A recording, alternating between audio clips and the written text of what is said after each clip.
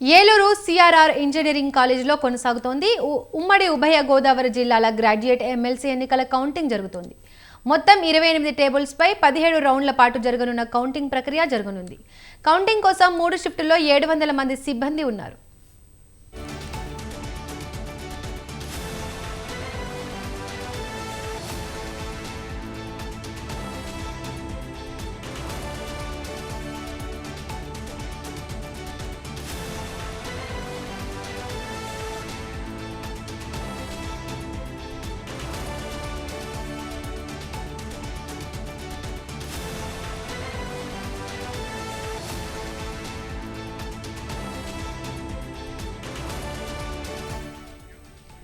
ఉమ్మడి Eluru CRR engineering కాలేజీలో కొనసాగుతోంది. ఉమ్మడి ఉభయ గోదావరి జిల్లాల గ్రాడ్యుయేట్ ఎమ్మెల్సీ ఎన్నికల కౌంటింగ్ జరుగుతోంది. మొత్తం 28 టేబుల్స్పై 17 రౌండ్ల పాటు జరగనున్న కౌంటింగ్ ప్రక్రియ.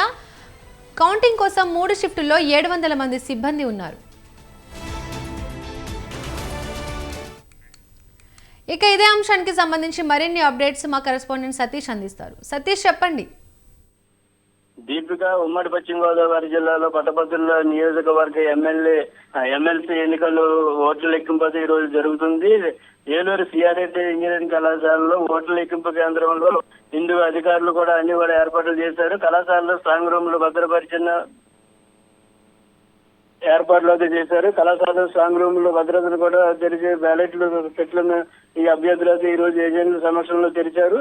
ఈ ప్రక్రియ ఉదయం 8 గంటలకు ప్రారంభమైంది. ఓట్ల లెక్కింపుకు 700 మంది సిబ్బంది నియమించారు. వీరు 3 షిఫ్టుల్లోనూ పనిచేసి ఇలాగ విధులను కేటాయించారు.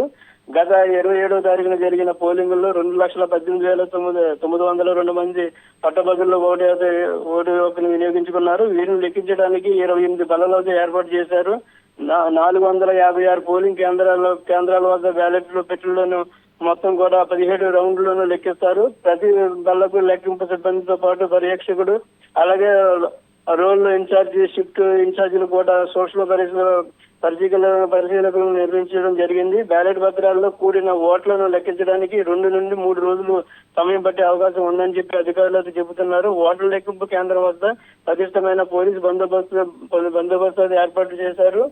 సాధారణ ఎన్నికల ఓట్ల లెక్కింపుకు పట్టభద్రుల ఎమ్మెల్సీ ఎన్నికల ఓట్ల లెక్కింపుకు కూడా వ్యత్యాసం అయితే ఉంటుంది. మొత్తం పోలైన ఓట్లను అలాగే చెల్లని ఓట్లను కూడా లెక్కించడం జరుగుతుంది. చెల్లుబాటైన ఓట్ల సగం కన్నా ఎక్కువగా వస్తే వాటిని విజేతగా ప్రకటిస్తారు. ముందుగా ప్రథమ ప్రాధాన్యత ఓట్లు లెక్కిస్తారు. ఇందులో అభ్యర్థులు ఎవరైనా సరే సగం కన్నా ఎక్కువ ఓట్లు వస్తే వారిని విజేతగా గుర్తిస్తారు. ఏ అభ్యర్థి ఈ